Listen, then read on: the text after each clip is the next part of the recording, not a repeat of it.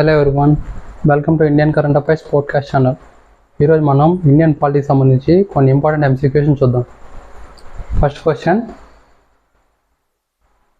రాష్ట్రపతి అభిశంసనకు అంటే impeachment of president సంబంధించిన ప్రకటనలో ఏది తప్పు? సో ఏది తప్పు మనకు కనిపెట్టాలన్నమాట. సో ఇంపీచ్మెంట్ ప్రక్రియను పార్లమెంట్లో ఏ సభలోనైనా ప్రారంభించవచ్చు. రెండో స్టేట్మెంట్, ఇంపీచ్మెంట్ తీర్మానాన్ని ఆమోదించడానికి సభకు హాజరైన మరియు ఓటు వేసిన సభ్యులలో 3/2 మెజారిటీ అవసరం. సో రాజ్యాంగాన్ని ఉల్లంఘించినందుకు మాత్రమే రాష్ట్రపతిని అభిశంసించవచ్చు. అభిశంసన ప్రక్రియ సమయంలో నామినేట్ చేయబడిన ప్రతినిధి ద్వారా తనను తాను రక్షించుకునే హక్కు రాష్ట్రపతికి ఉంది. సో కింద వాటిలో ఏది తప్పు ఇంపీచ్మెంట్ ఆఫ్ రాష్ట్రపతి సంబంధించి అంటే, ఫస్ట్ స్టేట్మెంట్ చూసామంటే ఇంపీచ్మెంట్ అనే ప్రొసీజరు పార్లమెంట్లో ఏ సభలోనూ ప్రారంభించవచ్చు. ఇది కరెక్ట్ స్టేట్మెంట్ అనమాట. లోక్సభలో కానీ రాజ్యసభలో కానీ మనం ఈ బిల్లుని పాస్ చేసేదానికి వీలు ఉంటుంది అనమాట. సో ఫస్ట్ ఏ సభలోనైనా పాస్ చేయొచ్చు. So first statement is correct. So impeachment తీర్మానాన్ని ఆమోదించడానికి సభకు హాజరైన మరియు ఓటు వేసిన సభ్యులు 3/2 మెజారిటీ అవసరం అని చెప్పారు. ఇది తప్పు అనమాట. Not present and voting. మొత్తం సభ యొక్క స్ట్రెంగ్త్ ఎంతో ఆ మొత్తం స్ట్రెంగ్త్లో 2/3 మనకి మెజారిటీ అవసరం అనమాట. సో ఇది తప్పు అనమాట. ఎవరు వచ్చారు వాళ్ళలో 2/3 ఉంటే సరిపోదు. మొత్తం సభలో 2/3 అనేది మనకు నీడెడ్ అనమాట. రాజ్యాంగాన్ని ఉల్లంఘించిన అందుకు మాత్రం రాష్ట్రపతిని అభిశంసించవచ్చు అంటే ఇది కరెక్ట్ స్టేట్మెంట్ అనమాట. సో రాష్ట్రపతిని ఏ సందర్భంలో తీసేయచ్చు అని చెప్పి రాజ్యాంగంలో ఉందంటే ఒకటే ఎప్పుడంటే రాజ్యాంగాన్ని ఉల్లంఘించినప్పుడు అని ఉందన్నమాట. సో ఇది కరెక్ట్ అనమాట. ఇంపీచ్మెంట్ ప్రక్రియ సమయంలో నామినేట్ చేయబడిన ప్రతినిధి ద్వారా తనను తాను రక్షించుకునేందుకు హక్కు రాష్ట్రపతికి ఉందన్నారు. ఇది కరెక్ట్ స్టేట్మెంట్ అనమాట. సో ఇంపీచ్మెంట్ జరుగుతూ ఉంది లోక్సభలో రాజ్యసభలో అంతా డిస్కషన్ జరుగుతూ ఉందంటే అప్పుడు రాష్ట్రపతి ఒక పర్సన్ని పంపించవచ్చు తన తరపున పోయేసి ఈ విధంగా జరిగింది ఎక్స్ప్లెయిన్ చేయండి, నేను ఏ తప్పు చేయలేదని చెప్పి చెప్పుకోవడానికి హక్కు ఉందన్నమాట. సో ది స్టేట్మెంట్ కూడా కరెక్ట్ అనమాట. తప్పేది ఇప్పుడు దీంట్లో మొత్తానికి రెండోది తప్పు అనమాట. So statement B is the wrong. ఏ తప్పు అడిగారు కాబట్టి బి ఇస్ ద రైట్ తప్పు అనమాట. సో ప్రెసిడెంట్ మోషన్ యొక్క అభిశంసనను ఏ సభలోనైనా ప్రవేశపెట్టవచ్చు. ఆ తర్వాత ప్రవేశపెట్టడానికి ఆ బిల్లు ప్రవేశపెట్టడానికి 1/4 సభ్యుల మద్దతు అవసరం అనమాట.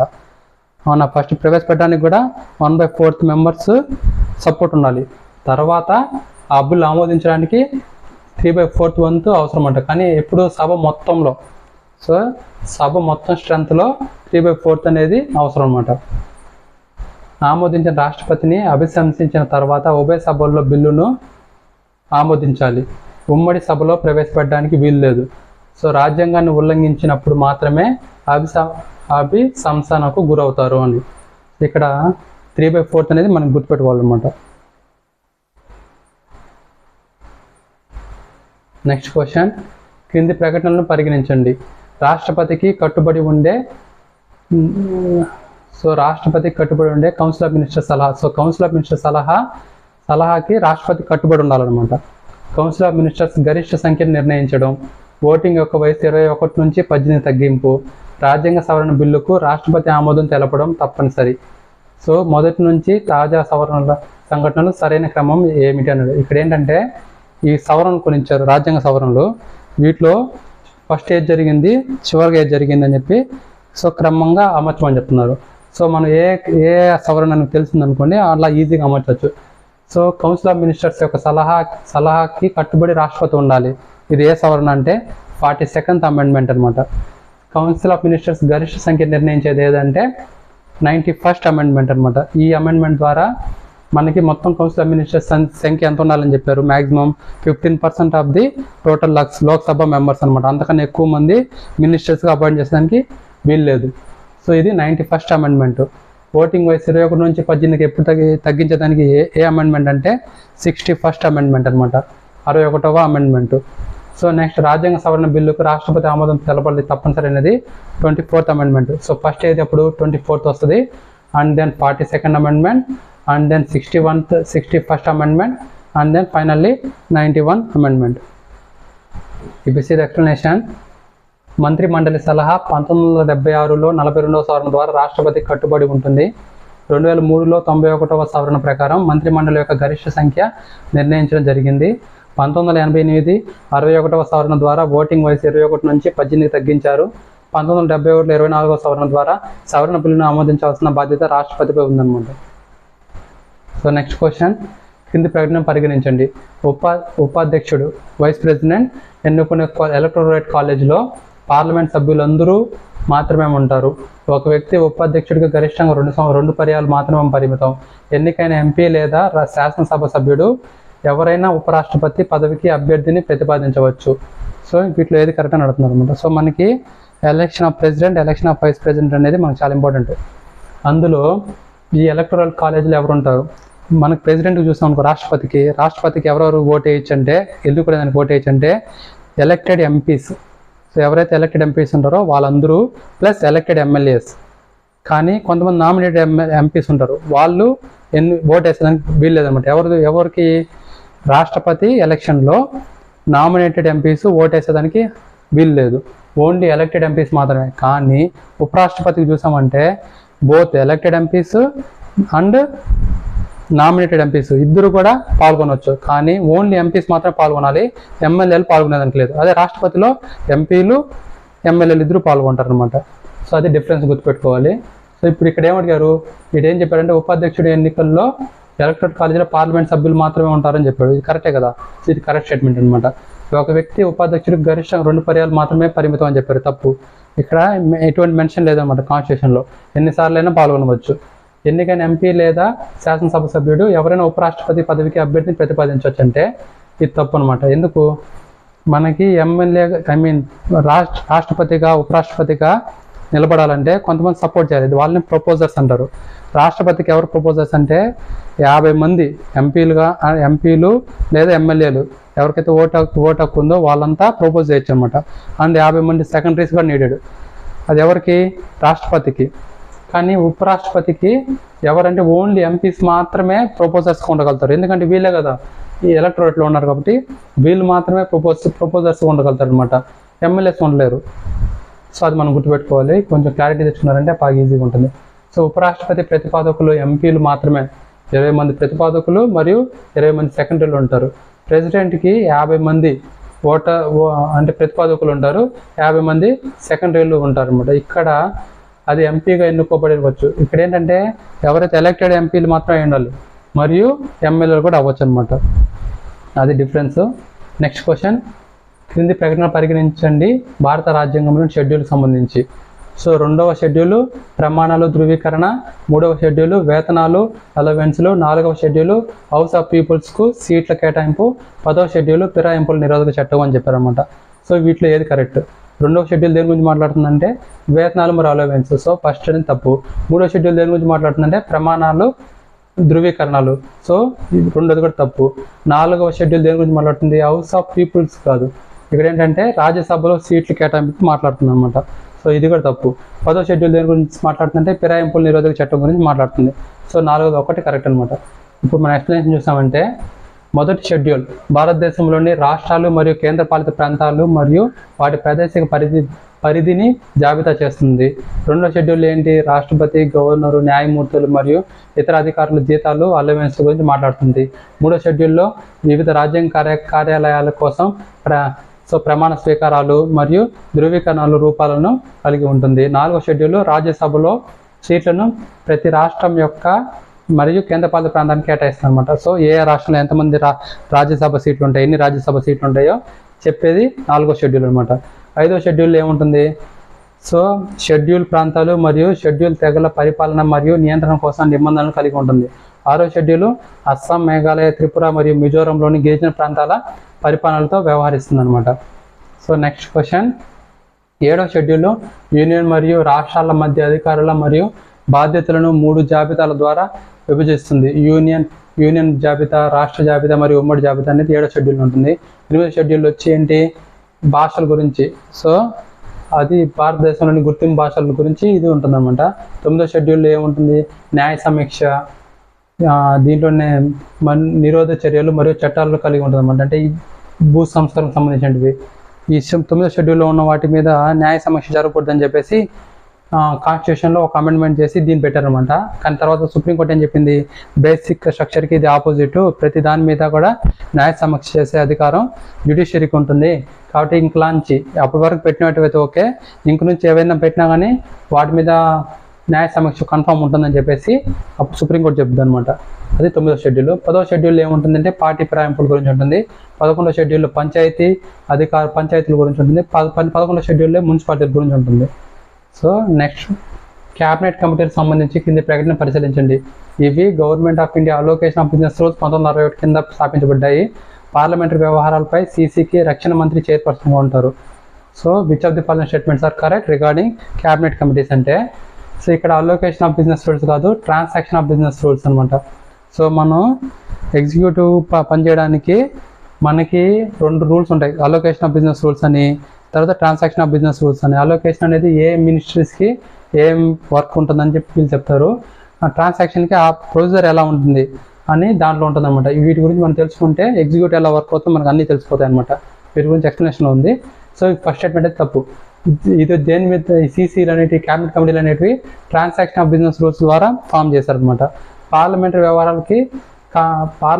వ్యవహారాల క్యాబినెట్ కమిటీకి రక్షణ మంత్రి చైర్పర్సన్గా ఉంటారు. ఇది కరెక్ట్ స్టేట్మెంట్ అనమాట. 2019 వరకు ఎవరు ఉండేవాళ్ళు అంటే హోమ్ మినిస్టర్ ఉండేవాడు చైర్పర్సన్గా. కానీ ఈ తర్వాత 2019 తర్వాత ఇది పార్లమెంటరీ వ్యవహారాల క్యాబినెట్ కమిటీకి రక్షణ మంత్రి చైర్పర్సన్గా ఉంటున్నాడు అనమాట, defence minister. So second statement correct, first తప్పు.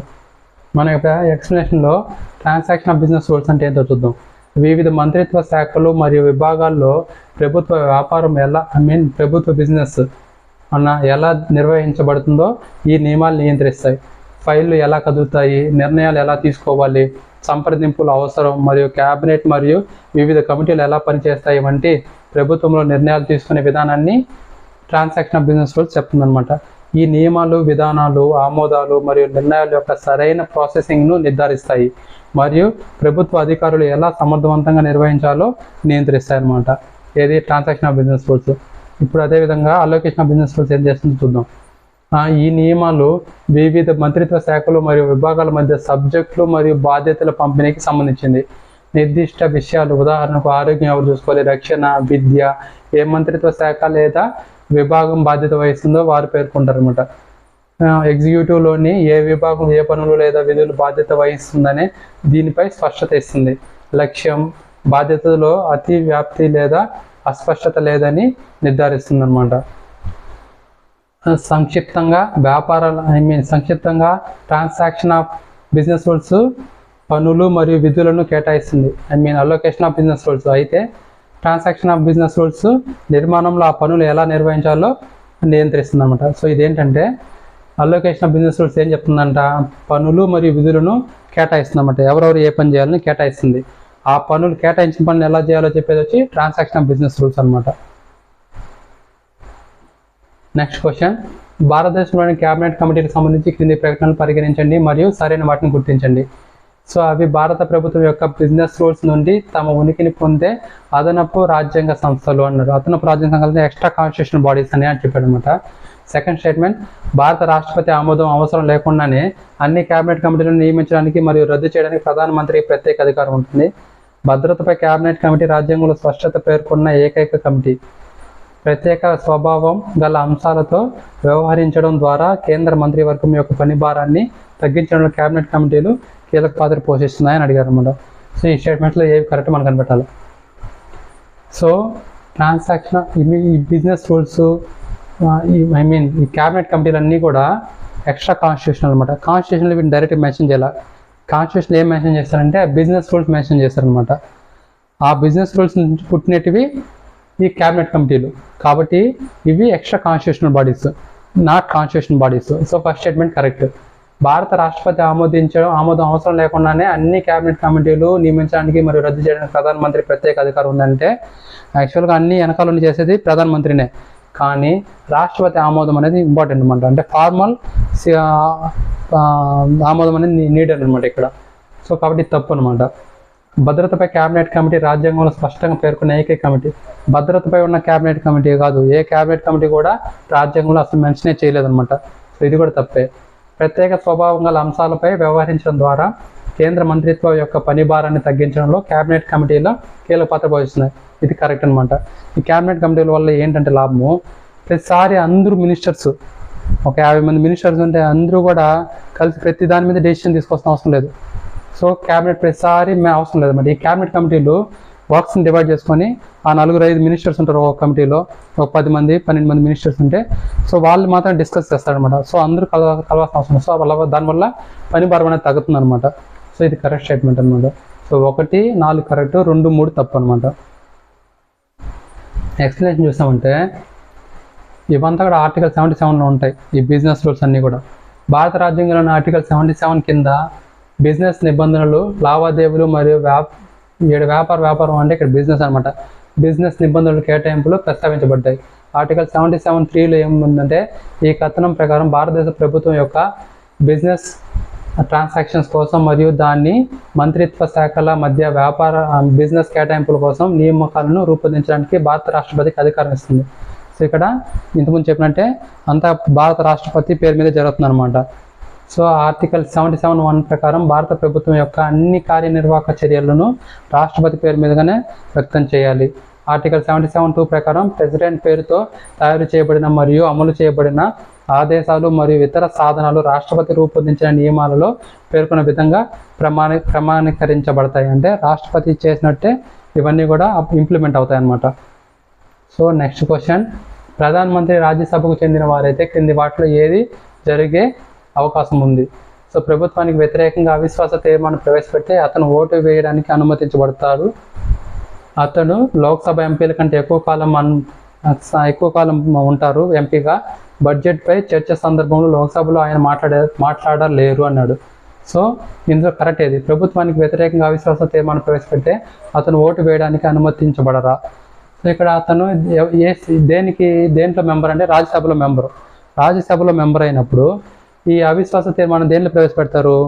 లోక్సభలో ప్రవేశపెడతారు. కాబట్టి ఇక్కడ ఓటు వేసేదానికి వీలు లేదనమాట. కానీ పార్టిసిపేట్ చేయొచ్చు. ఏ మినిస్టర్ అయినా 2 సభల్లో కూర్చోవచ్చు. లోక్సభలో కూర్చోవచ్చు, రాజ్యసభలో కూర్చోవచ్చు, మాట్లాడచ్చు. కానీ ఓటేసాక మాత్రం ఏ సభలో మెంబర్ అయితే ఆ సభలోనే ఓటేసే హక్కు ఉంటుంది. కానీ సో వేరే దగ్గర ఓటేసేదానికి హక్కు ఉండదు అనమాట. సో రాజ్యసభ మెంబర్ అయినప్పుడు లోక్సభలో ఓటేసేదానికి హక్కు ఉండదు. సో ఫస్ట్ స్టేట్మెంట్ తప్పు. అతను లోక్సభ ఎంపీ కంటే ఎక్కువ కాలం ఉంటాడంటే ఎంపీగా, నిజమే. లోక్సభ ఎంపీ అనేది 5 సంవత్సరాలు ఉంటాడు.